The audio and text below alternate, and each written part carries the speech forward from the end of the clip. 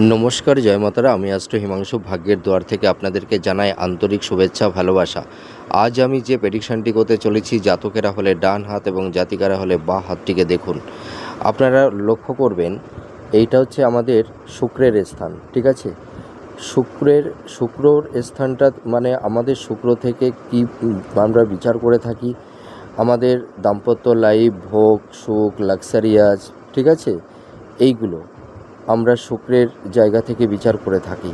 তা যদি কোনো জাতক জাতিকাদের এই যে শুক্র আর এটা হচ্ছে চন্দ্রের স্থান, যদি শুক্র এবং চন্দ্রের স্থানে এই ধরনের যদি অর্ধাবৃত্তাকার কোনো রেখা থেকে থাকে, এই যে দেখতে পাচ্ছেন, এই যে শুক্রের স্থান থেকে একটি রেখা এই চন্দ্রের স্থানে চলে গেছে, তার মানে এটা একটু মানে অর্ধাবৃত্তাকার, একটু ধনুকের ন্যায় একটা যদি এরকম রেখা থাকে এবং সেই সঙ্গে যদি এই শুক্রের স্থানটা যদি ডাবা থাকে, হ্যাঁ, এবং তিল চিহ্ন থাকে বা জাল চিহ্ন থাকে বা ব্ল্যাক স্পট যদি থাকে এই শুক্রের ক্ষেত্রে, এইটা আপনারা লক্ষ্য করবেন।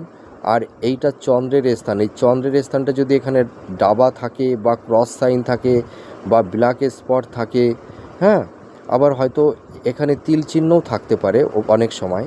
তা যদি আপনাদের হাতে এই ধরনের সাইন থেকে থাকে, এই যে কটি আমি বলছি এর মধ্যে যদি দুটোও থেকে থাকে, তাহলে আপনারা বুঝবেন যে পুরুষ এবং মহিলার ক্ষেত্রে গুপ্ত রোগ তৈরি হয়।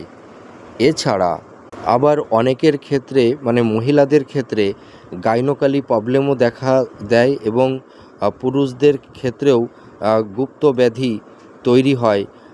অনেক সময় পুরুষত্ব সংক্রান্ত বিষয় নিয়েও অনেক রকমের সমস্যা তৈরি হয় এবং এই ধরনের সাইন যদি থাকে, জাতিকাদের ক্ষেত্রে অনেক সময় সন্তান প্রাপ্তিতে বাধার সৃষ্টি হয়।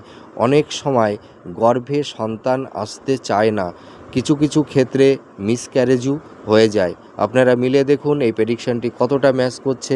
জয় মাতারা।